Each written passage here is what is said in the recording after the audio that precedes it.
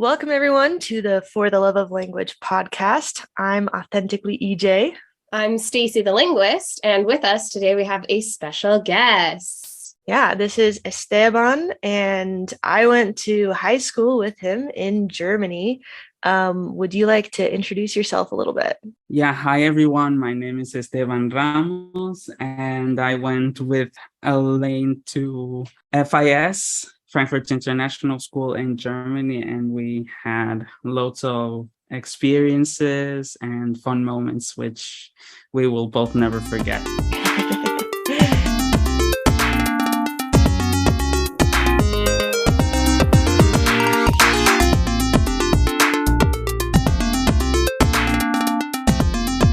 Yeah, it was definitely a good time. I went to FIS for 2 years, graduated there. A lot of fun. And one of the things that I think is really unique about international schools is that you get conversations in the hallway all the time where you'll have one person speaking Spanish, another person responding in German. There's just a ton of linguistic coolness happening because lacking better words at the moment. But yeah, a lot of code switching, a lot of language learning, a lot of multilingual people. And I think Esteban is a great example of that. And I'm excited to dive into some of his experiences. So great to have you on. So maybe let's start by talking a little bit about multilingualism, if that's all right. So tell us a little bit about your experience learning German, learning English. We can start pretty broadly, like how that's impacted you, what your approach has been. All right, so I started learning English when I was 2 years old, and I don't remember this, but my parents told me that one day I answered the phone and I was only saying yes, yes, yes, and at the end I said to my mom, "Mama, Daddy." And I gave the phone to her, and it was a really funny scene, which I don't really remember. So that's how I learned English. And I went to many different private schools, bilingual schools in Ecuador. And then I moved to Switzerland in 2001, where I chose German as a secondary language because as my dad is German. That's why I chose to learn German. And I learned my basics of German there. And that's how I began to learn German. And after that, in 2003, I moved to Brazil, where I learned Portuguese. It was a difficult process because my mother tongue is Spanish and Portuguese is similar because the roots of Portuguese and Spanish are, for one, Latin, and I don't remember the other name of the root of Portuguese, but it's similar. It's Indo-Latin or something like that. Don't remember exactly, but that's how they are similar. And I struggled, and there is a term for a person who speaks Spanish and Portuguese mixed. It's Portuñol. And Yes. So that's how I began to learn Portuguese. And in the end, I still haven't forgotten Portuguese, although some words have mixed in with my German pronunciation. So my R would sometimes go like the German R, and it's embarrassing sometimes when I talk with friends. And yeah. Then after that, in 2009, I moved to Germany, and I've been living here in Germany since then. And it has been a really hard process for me to learn German because everybody says, "Oh, German is so tough. It's such a tough language with so many rules, with the der, die, das, and the structure of the sentences." And yeah. I mean, for me, it was difficult, but after years of practicing, reading, learning, listening to music, watching movies in German, I think, honestly, I have a good level of German, and anyone that wants to learn German could follow my steps if they want. Definitely. There are a few things there that I would like to dive into a little bit. One thing that you mentioned, I think a lot of the time people think, oh, if two languages are similar, then it'll be a lot easier for me to learn both of them. And I really like how you called out that like going from Spanish to Portuguese actually made it more difficult because of the similarities between them. And I've been in conversations with, like, I also lived in Brazil for a couple of years. For me, it was like third and fourth grade, so quite a while ago. And then immediately after that, I started learning Spanish. And so I also had a little bit of that Portuñol, that transition there. But I think it's really interesting because if you have two language classes back to back, like when I lived in Germany, I had Spanish and German classes back to back. And it was actually really easy to separate them because I was constantly practicing switching from one to the other, which that practice really helps. But also they sound different. Their rhythms are different. The words are different. And so it was easy to separate those. But I think a lot of people underestimate how difficult it is to go between similar languages. So yeah, do you have any other thoughts on that? Well, I would say that in terms of similarities, I would say that German and Dutch are similar in a way, or maybe Danish also could be another similar language to German because they have the same structure. But if you speak German, you can understand more Dutch than Danish. Yeah, it's very interesting. Like every language combination has different overlap, different things that might make it difficult or simple to understand. So, Stacey, do you have any thoughts there? Yeah, no, it's very interesting the way that languages will kind of like overlap and differentiate themselves. I mean, you think about like the differences in like different dialects, right? Like we talked about this in one of our last episodes. Like even within like American English, for example, some people are like, oh, I can't understand, Southern English to save my life, or like some people are like, oh, I can't understand those Brits. They like sound like they use completely different words for things. Where we kind of like draw that line of what distinguishes languages is always like really hazy. And sometimes that like haziness of the line, especially with things like Spanish and Portuguese, Dutch and German, where they're like so very similar, it shows how related the languages are. And it's really interesting to see kind of what kind of separates languages from one another. But that's a bit of a different topic. Yeah, no, it is super interesting. And I've been in conversations with like a Spanish speaker and a Portuguese speaker where they can speak their own languages depending on the topic and how willing they are to understand each other's languages and probably what dialects they speak as well, but where they've actually been able to understand each other. And the way I've seen that happen sometimes is that like the Spanish speaker will speak in Spanish and then the Portuguese speaker will actually paraphrase and repeat what they heard in Portuguese and be like, is that what you meant? And the Spanish speaker will be like, yes. And they'll just go back and forth that way, which is kind of fun. Yeah, I remember some of my students, like a lot of our Portuguese, a lot of our Brazilian students also kind of became like trilingual. Like they were there to learn English, but they also ended up learning Spanish just because we had a large population of Spanish speakers. And since they're like almost mutually intelligible, like they're intelligible enough that they kind of like got a little bit of everything. So a lot of our Brazilian speakers ended up being trilingual instead of bilingual. Yeah, super interesting. So something else that I think is interesting here, like you have a really high level of language proficiency in multiple languages, and there's lots of different ways that can happen. So like for you moved around 2 different countries. You grew up speaking multiple languages. And I think a lot of people say that, growing up and naturally being around that, being immersed helps like more than anything with language acquisition. So I guess how much deliberate effort have you had to put in despite living in those places? That's a great question.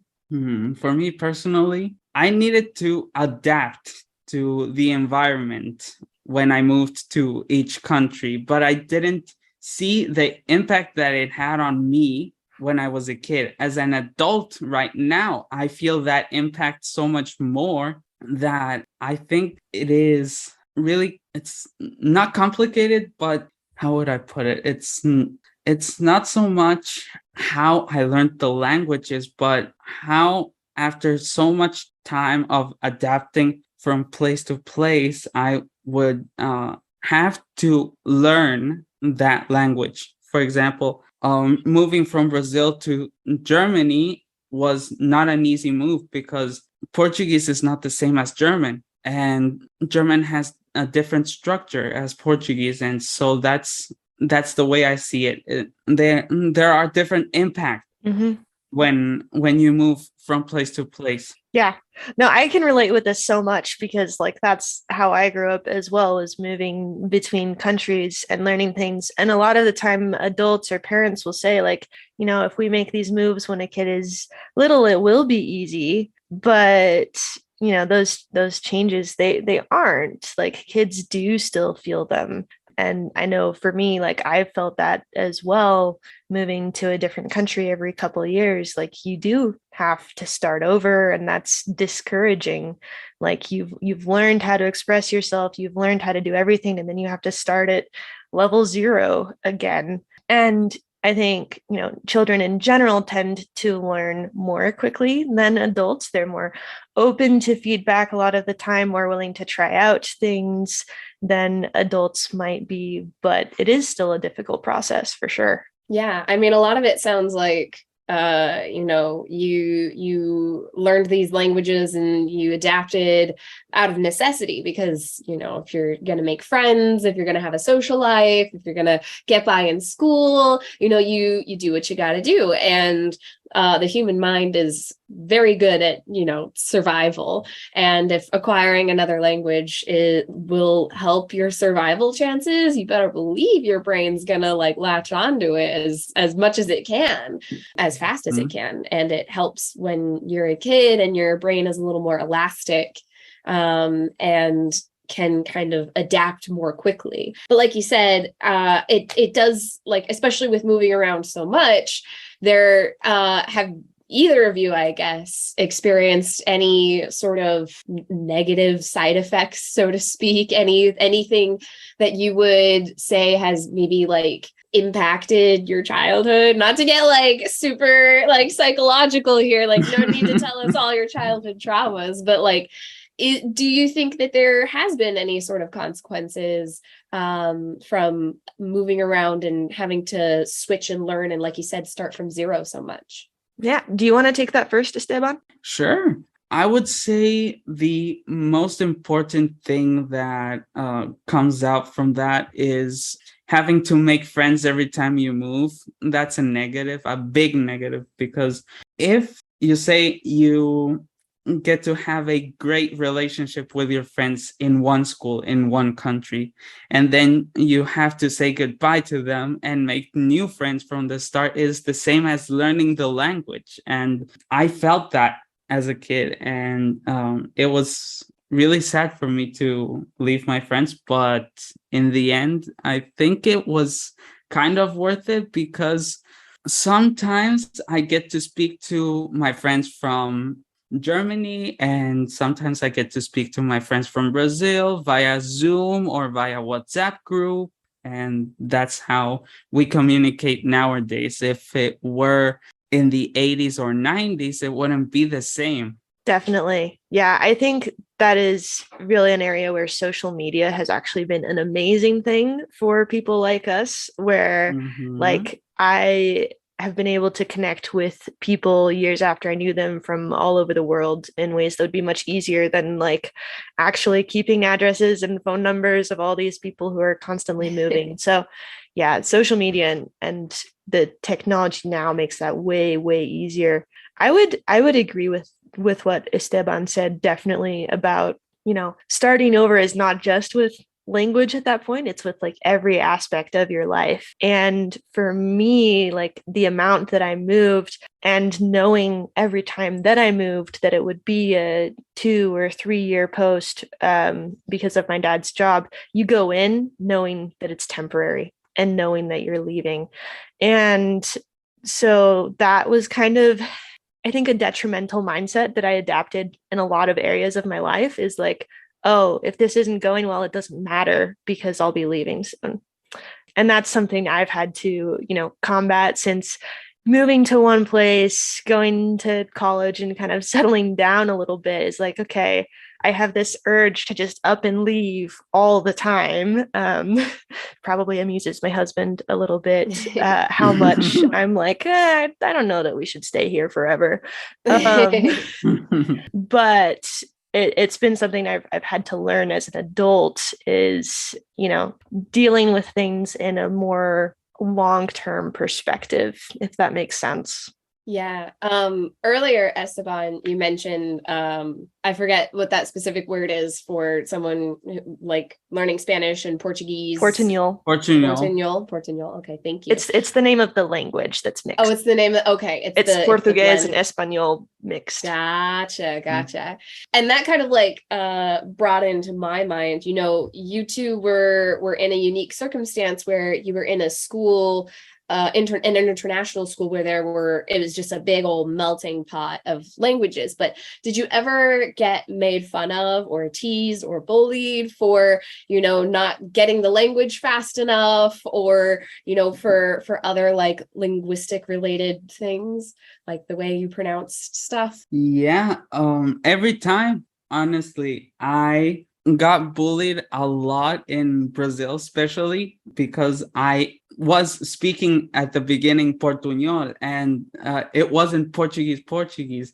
So that's basically why they bullied me, and I obviously got affected by it. Not so much as an adult, but as a kid. Oh yeah. Yeah, that can be hard. I would say for the most part, international schools are kind of an enclave of society that's different from everywhere else. And so for the most part, students at international schools know what it's like, right? They know what it's like to move constantly. They know what it's like to learn different languages. And so for the most part, I think people at international schools are really accepting and really good about meeting new people and being kind to each other. Obviously there are exceptions, and my experience is a little bit different because the main language at the international schools I went to was English, which is my native language. And so that definitely gives me a little bit of an advantage even in that area. But I would say that they are generally pretty good. The biggest area where I saw any kind of like bullying or negative reactions to me because of language was actually outside of the international schools, and like when I had classes and recess. I think I've mentioned just with the Icelanders when our school was inside of an Icelandic school. Like for the most part, they were really good. They were really cool. But there were a couple instances where I definitely did get made fun of for being American, for like in Iceland, there's other little things that come up in each language that'll be different from others. So I don't know if I've mentioned in Icelandic, they use patronymics, which is like your name will be your first name and then son of so-and-so or daughter of so-and-so. And I had a name that ended with son. And so that, was obviously a little bit funny for the Icelanders. And so I had a couple of comments made about like that. And Icelanders as a whole are fantastic, amazing people. It's one of my favorite places on the planet. This is like, I was there in middle school as well, which, middle schoolers all over the earth are figuring life out and can be idiots. And, it's cool. So like, definitely there are experiences like that. But another thing I would say is just, it's really hard for people who've grown up in one place usually to understand the experience at all. Yeah. I was gonna say, let's flip it around. Do both of you feel like you have gained certain advantages or have a leg up in certain areas of your life compared to people who have maybe stayed in one spot for most of their lives? What do you think? Well, what I think is not only you get the advantage of speaking different languages, but also you have a arsenal of abilities and you have different you have more knowledge on each culture when you move around. If you stay in one place, you get to know just the culture from that country and that language, and that's it. So I think that's one of the advantages. Yeah, definitely. I agree. I think it definitely expands your worldview a little bit, just so you're more open to new experiences and to different people from different backgrounds, because that's what you've done your entire life.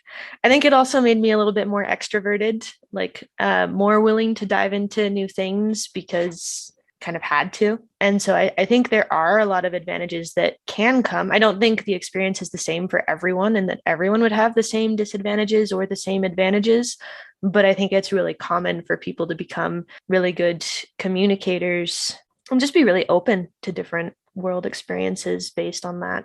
Yeah. And as a kid, I was more introverted than I am now because of those experiences that I've had moving from country to country. And I think that's also another advantage. Some kids may be introverted at first, but then as time flies and they move to different places, they get to be more extroverted. I'm not saying that it is for everyone, but some do.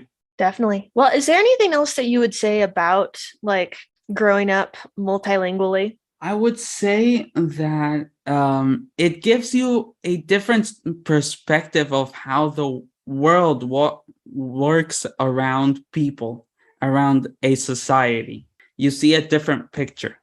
Cool. Before we continue on, I would like to add also that I'm currently learning Korean. It's not easy, but I'm liking it so far. Awesome. Is there a reason why you chose Korean? I got immersed into the culture through movies and seeing lots of YouTubers living in Korea, speaking Korean. And that's how I said, okay, I want to learn Korean.